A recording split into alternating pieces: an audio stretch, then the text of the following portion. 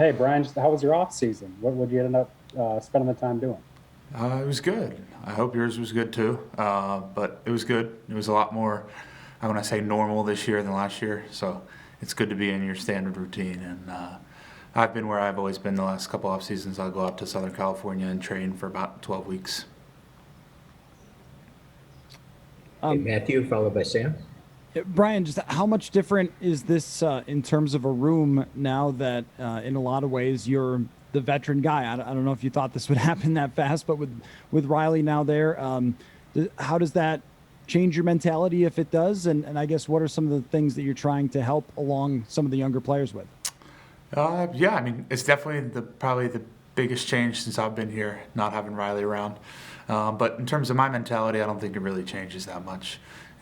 You might have a few more pointers for the young guys, but at the end of the day, it's all about trying to progress myself to have the best season I possibly can, and try to help lead this group the best way I can. And it's been fun. It's been a good group so far. There's been a great vibe around the building, great vibe in the room. Everybody's excited to be here. We're happy to be here. Okay, Sam, then Don. Brian, when it comes to Christian specifically, you've been in his shoes. You've been a highly drafted tackle before. What wisdom can you impart to him as he kind of eases into this role? I've been talking to him a bit and just trying to let him know that, there's people here for him. When you come in as a high draft pick like that, there might be expectations here or there from the outside, but just letting him know that, we're here for him. We're here to help him any way we can. And he's been really responsive. He's been attentive in meetings. He knows what he's doing already.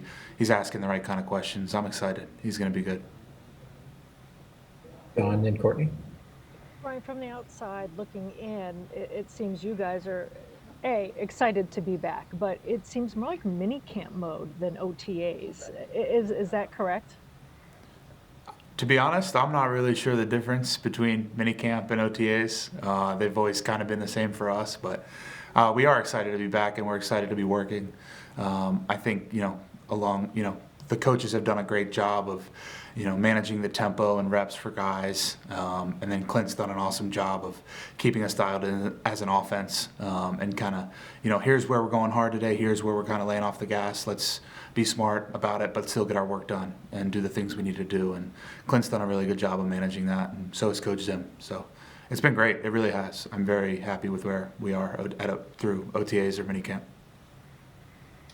Brian, with this being such a pivotal offseason for you personally, where do things stand as far as a contract extension for you? Are you expecting that's going to be something that happens in the next couple of weeks, couple of months, something before training camp? Where are you at on that? I'm trying to be respectful of the process that goes on, between my agent and the people here, but I want to be here. I want to be here long term. I love it here, and nothing would make me happier to be here long term. So we'll see how it goes, but I'm letting them handle that. Hopefully we can work together for a long time. Andrew, then Matthew. Brian, how do your goals change as you kind of progress to year 4 here? Like, what are some of the things you want to get out of this season and build on from last year? I want to get, my group, our offensive line and offense functioning at a high level. And I want to be back in the playoffs, and I want to make a run at this thing. And I think that's, been stated pretty clearly around here that that's the expectation and that's the goal. We got to pick right back where we left up on offense and try to improve on a lot of things. There's a lot of places to get better, but I fully expect, and my goal for myself and our team is nothing other than get to the playoffs and make a run. So there's a lot of work that needs to be done before then, though. But it's definitely to be right back there in the mix, no doubt. Matthew, then Eric. Brian, you mentioned Clint Kubiak. You go from Gary to Clint. How similar or different is it? In terms of, last year obviously you're in a different place because you're only on Zooms, so I'm sure that helps. But in terms of schematically, and how much does it help to have a lot of the same guys who have been here that you've worked with? There's not a lot of turnover on the offensive side. Absolutely. There's not a lot of turnover, and we're all speaking the same language, so to speak. Things are called the same. But Clint's done an awesome job. You can feel his confidence when he walks into the room. It doesn't seem like it's the first time he's ever done this. He's coaching guys hard. He's coaching me hard. He's coaching Justin hard. He's coaching Dalvin. He's coaching, guys at the top, guys at the bottom, everybody the same way. And you can tell he's really real and he's excited to be here and excited to work. And you're like, okay, this guy really loves football. And you saw that with his dad too. So, I'm excited to have him. I think it's going to be great. Eric, then Lindsay. Hey, Brian, you obviously played next to Ezra last year, I think for 9 games. How do you think he's done kind of transitioning over from right guard over to the left side? I think he's done great. I think, he looks bigger, he looks stronger, he looks more confident, he's answering questions a lot quicker. His footwork looks tight, he's in great shape, he's strong, and I think he's really excited and happy to be here. I think he feels really good about being himself in our room. Not that he didn't last year, but when you get that confidence in yourself as a person, it's able to translate to the field a lot as a player. In my mind, that's kind of when the jump, hopefully happened for me, is when I felt comfortable, and he definitely feels comfortable. Lindsay.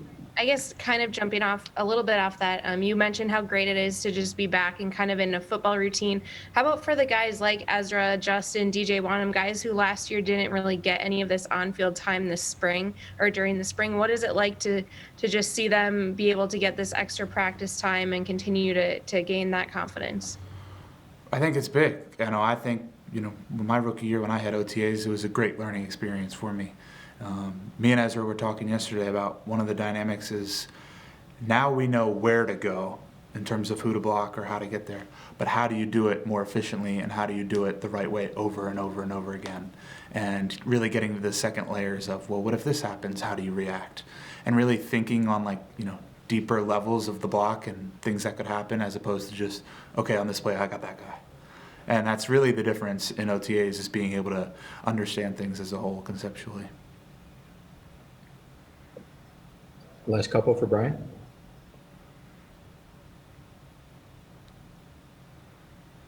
Is there a way that you can sort of describe the gap between when you first got here to now in terms of understanding what you're seeing from defenses? It's a lot slower, but I hope when, we talk in the fall or this time next year, the gap will be just as wide, and that it continues to slow down and I continue to get better and see things at a higher level. But it definitely, you see things happen a lot quicker, and there's only so many ways that a defense can blitz or different fronts that they can run. So you can kind of recognize things and say, oh, okay, this happened. I've seen this happen before. And it's not new for the first time with everything. Brian, without having this last year, a lot of guys are saying, not that they took it for granted, but they appreciate it more. So mentally, to get out there now and have all this time to prepare, how has that changed you after going through the pandemic year? I don't want to say it wasn't as fun, but there's so much more happiness and excitement this year, right around this time. We know we're going to have fans, and we know football season is going to be normal, and it's going to be as normal as it can be, and it's going to be back to the way it should be, and back to being able to see people, and back to being able to interact with fans and interact with people in the community, and be able to go over to each other's houses after practice. These kind of things that you kind of missed last year, there's just much more excitement around the building. Sam? Yeah, Brian, you mentioned that you think Ezra's got a little bigger. I know you got a little bigger after your rookie year too. Is that a common adjustment? You think that by year 2 you start to have the body that you eventually want to settle into? I hope so. I know I did after year 2. I didn't have the body that I wanted to settle into, but I think I'm pretty close now. I think he's getting really close to where he wants to be, and it's continually trying to push the needle in terms of how much can you get your weight up without sacrificing anything else in terms of being able to stay healthy and foot quickness off the ball.